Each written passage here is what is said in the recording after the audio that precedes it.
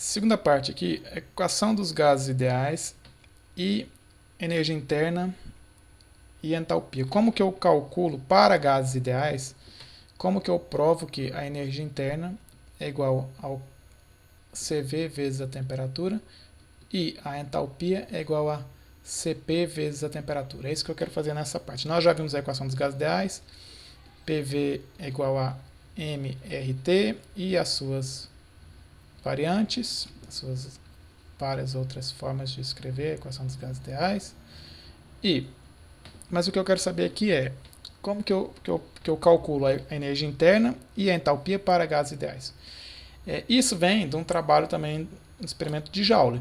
Um trabalho de Joule, aqui publicado em 1844. Ele fez um estudo de gases da seguinte forma. Eu tenho um recipiente aqui cheio de um gás ideal. Esse recipiente aqui está em vácuo. Eu abro a válvula permitindo que esse gás... Então esse aqui está pressurizado, aqui está em vácuo. Eu abro a válvula e permito que esse gás expanda e preencha os dois recipientes. Então, eu tenho... O que aconteceu com a minha pressão? Minha pressão inicial, ela vai cair para uma pressão final, certo? Ou seja, a pressão final é menor do que a pressão inicial, porque eu estou expandindo. O meu volume final é maior do que o volume inicial ocupado por todo o gás.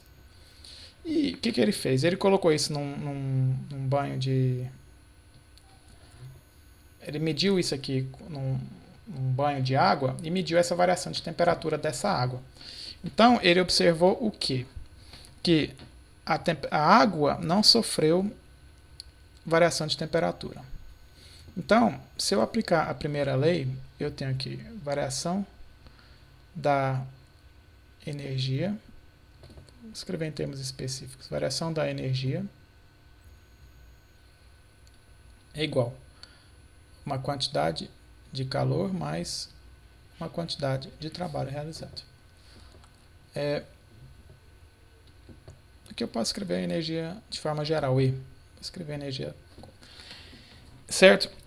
Esse sistema realizou o trabalho, ele não tem um trabalho de eixo, certo? Eu não tenho realização de trabalho. Eu não estou movimentando nenhuma máquina com isso aqui. Eu não tenho trabalho. E ele observou que, como a temperatura do banho da água foi constante, eu também não tenho uma quantidade de calor sendo liberado ou sendo ganho. Portanto, a variação da energia do meu sistema é igual a zero, o que implica que a energia final é igual à energia inicial. Agora, a pressão variou, e o volume variou.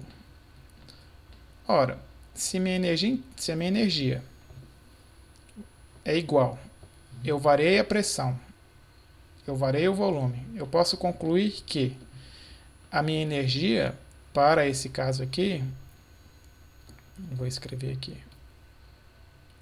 pode-se concluir que energia 1 não depende da variação da pressão, certo? Eu variei a pressão caiu e a energia não variou.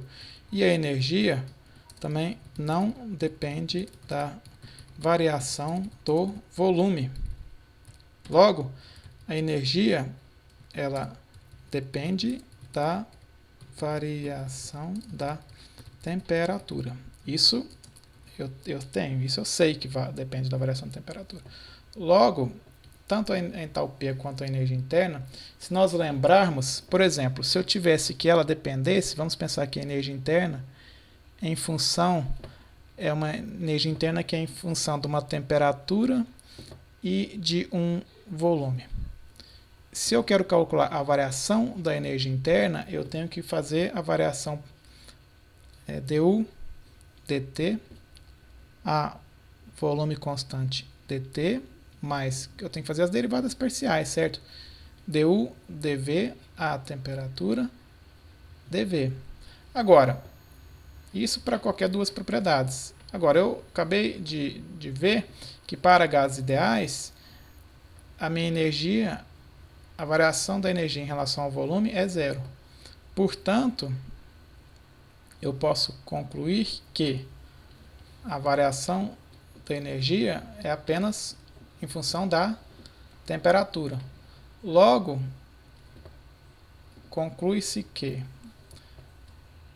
dU, e eu vi que nós já vimos que o calor específico CV é dU dt a volume constante e Cp é igual a dH, variação da entalpia, temperatura, a pressão constante. Se isso aqui é função somente da temperatura, eu posso concluir que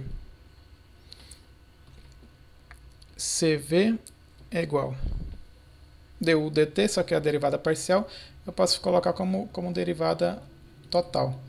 Logo, variação da energia vai ser igual a CV vezes variação da temperatura, o que se conclui que a energia é igual a CV vezes temperatura. E da mesma forma que Cp vai ser dH dt, variação da entalpia vai ser o Cp dt, o que se conclui que entalpia é igual a Cp vezes a temperatura, e isso para gases ideais. Portanto, a energia é igual a CV vezes a temperatura e entalpia é igual a Cp vezes a temperatura para gases ideais. Para gases ideais. Isso aqui é muito importante, tem aplicações em, por exemplo, escoamentos compressíveis, em aerodinâmicos, escoamentos em aeronaves. A maior parte desses escoamentos a gente vai considerar essa relação. Todo escoamento em gases, na verdade, ciclos de potência a gás, ciclos Otto, ciclo diesel, turbinas de aeronaves, tudo isso a gente vai fazer essa relação aqui.